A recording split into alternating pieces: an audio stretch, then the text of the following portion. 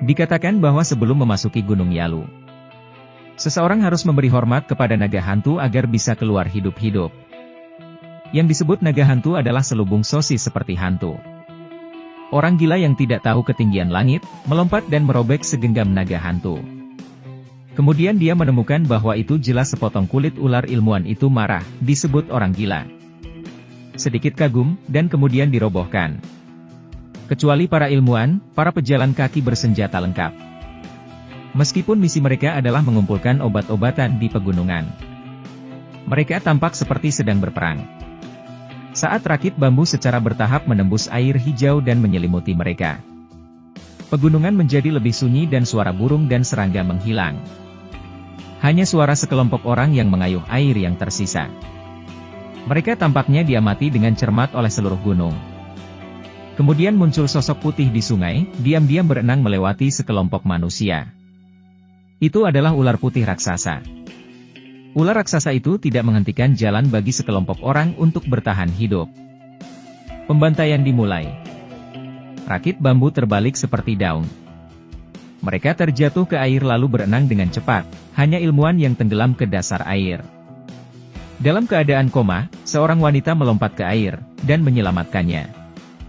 Wanita ini terbungkus kulit ular, seolah dia dibesarkan di pegunungan yang dalam. Mengapa dia menyelamatkan ilmuwan itu? Karena hanya dia yang memuja Guilong Fan barusan. Pada saat yang sama, sekelompok tentara bertempur melawan ular raksasa. Mereka benar-benar datang untuk membuktikan bahwa mata kanan Kapten bermata satu diambil oleh ular raksasa ini, gigit kembali ular raksasa itu. Mereka pertama-tama menembakkan listrik untuk menjebak ular raksasa.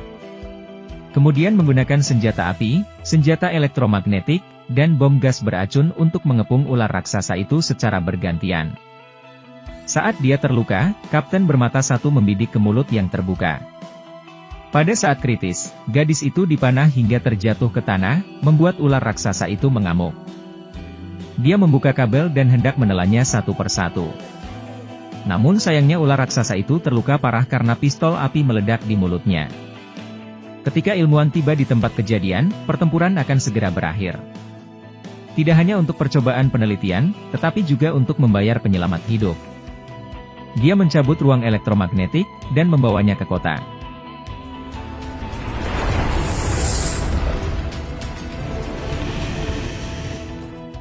Ilmuwan menamai gadis ular itu Yi. Dia melihat bahwa gadis ini sangat istimewa. Mungkin gadis pertama yang dibesarkan oleh ular raksasa dalam sejarah manusia. IQ-nya baru berusia 3 tahun, dan dia bahkan tidak bisa mengucapkan suku kata yang paling sederhana. Seluruh tubuhnya terbungkus sepotong kulit ular yang robek. Dia langsung merogoh tangki ikan saat dia lapar. Karena alasan ini, ilmuwan harus mengajarinya. Langkah pertama, dalam pembentukan gadis ular adalah mengajarinya cara memakai pakaian. Dia belum pernah memakai baju manusia. Meski tidak tahu cara memakainya, tapi tetap terlihat bagus. Dalam beberapa hari, dia seperti model. Dia bisa memakai pakaian apa saja, dan semua pakaian itu terlihat bagus. Langkah kedua, katakan padanya untuk mengungkapkan kata-kata. Belajar untuk tertawa, tetapi tertawa dengan sepenuh hati lebih buruk daripada menangis. Dia belajar dengan cepat. Bahkan pergi ke taman untuk belajar bermain catur dengan lelaki tua itu. Dia bisa membantu mereka bergerak setelah beberapa saat. Hanya saja ketika pergi tidur di malam hari, saya selalu mengalami mimpi buruk yang sama berulang kali. Dalam mimpi itu, ada seekor ular raksasa seputih salju yang berteriak kesakitan. Ketika dia tidak sengaja masuk ke restoran yang memasak semua jenis ular sebagai tipu muslihat.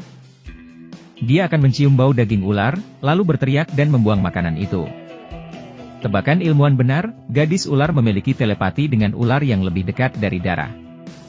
Tetapi dia tidak menyangka ular raksasa putih yang membesarkan gadis ular itu juga diam-diam mendekati kota.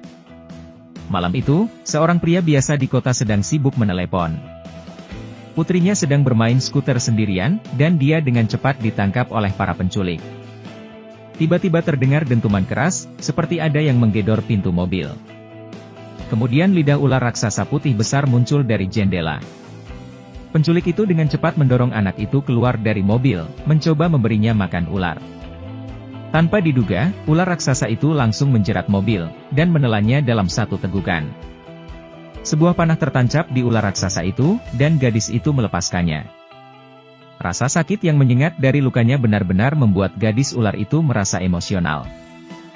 Dia segera meminta ilmuwan untuk mencari. Tetapi ketika mereka tiba di tempat kejadian, yang dia lihat hanyalah darah ular dan anak panah. Keesokan harinya, berita tentang prosesi ular raksasa menyebar ke seluruh kota. Pewawancara yang mendengar berita tersebut sangat bersemangat. Dia adalah bos dari ilmuwan tersebut. Jadi dia memerintahkan ilmuwan tersebut untuk menggunakan gadis ular sebagai umpan untuk menangkap ular raksasa. Gadis ular itu melihat kebaikan murni yang telah lama hilang. Dia memikirkan orang tuanya yang telah bertekad untuk mengabdikan hidup mereka pada ilmu biologi, dan meninggalkan orang tuanya lebih awal. Dia ingat niat awal memilih karir ini pada waktu itu. Ilmuwan memutuskan untuk meninggalkan kota dengan diam-diam pergi bersama gadis ular itu. Ketika dia mencurahkan isi hatinya kepada gadis ular itu, tiba-tiba sejumlah tantara muncul. Bagaimana mungkin Caibol yang mencium berbau uang menyerah dengan mudah? Mereka menyengat ilmuwan hingga terjatuh. Dia samar-samar melihat gadis ular itu ditangkap dan diikat ke kursi. Dengan helm logam berbentuk aneh ditekan dengan kuat di kepalanya. Helm berlistrik dipasang di kepala gadis ular itu, dan arus listrik melewati seluruh tubuhnya dalam sekejap. Karena ular raksasa dan gadis ular itu hidup bersama. Rasa sakit parah gadis itu dengan cepat dirasakan oleh ular raksasa itu. Dia dengan cepat melakukan perjalanan melintasi kota. Akhirnya ular raksasa berhasil menemukan gadis ular itu. Dia mencoba mendekat, tetapi di sini sudah ada jaring listrik, dan seluruh sangkar besi ditutupi oleh arus tegangan tinggi. Ular raksasa itu terkena sengatan listrik, tetapi dia tidak mundur. Dia masih mencoba masuk ke dalam sangkar besi dengan putus asa. Dalam perjuangan sengit, dia langsung terjatuh. Ketika ilmuwan itu bangun, ular raksasa itu sudah koma. Beberapa peneliti secara aktif membedahnya. Ular raksasa ini telah hidup selama 350 tahun penuh. Ilmuwan melihat gadis ular yang tidak dijaga, jadi diam-diam menyelamatkannya. Saat ini gadis ular juga sangat lemah. Ilmuwan yang berduka tiba-tiba melihat sepasang klip listrik di sebelahnya. Dia menghubungkan kotak listrik, meraih klip listrik dengan tangannya, dan mendefibrilasi gadis ular 2 atau 3 kali. Tiba-tiba, gadis ular itu terbangun. Pada saat ini, ular raksasa juga membuka matanya, dan luka yang terpotong dengan cepat sembuh.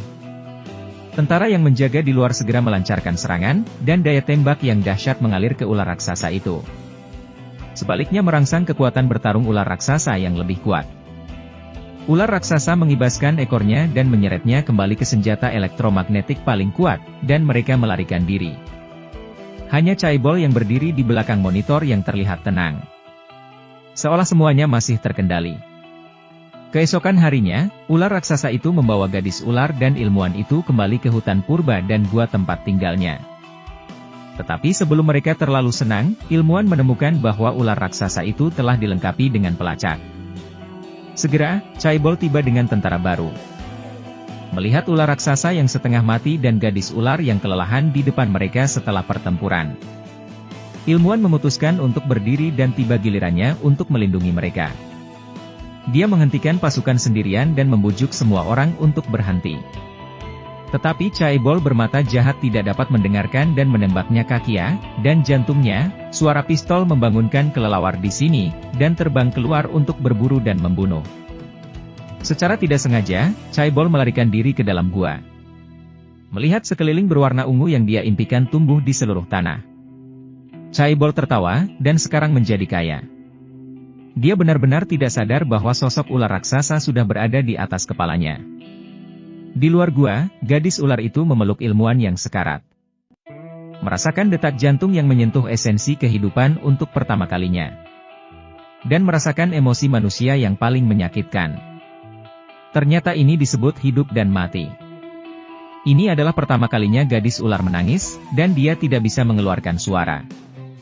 Dia tahu bahwa mulai hari ini, akan selalu ada orang lain di hatinya, dan dia akan hidup dengan baik untuknya. Di akhir cerita ini, ular raksasa dan gadis ular itu selamat. Semua manusia yang melakukan kekerasan terhadap alam dihukum. Bahkan ilmuwan yang membantu orang kaya untuk membantu kejahatan. Ditemani olehnya, dia perlahan mendapatkan kembali hati aslinya. Dia mendapatkan kembali kepercayaannya pada animisme. Menyelamatkan hatinya yang hampir rusak, dan menyelamatkan gadis cantik dari kedalaman alam. Seorang gadis kecil mengendarai skuter di depan seorang wanita bertopi. Dia bertanya, "Siapa namamu?" Wanita itu mengangkat kepalanya dan menjawab dengan jelas, "Halo, nama saya Yi."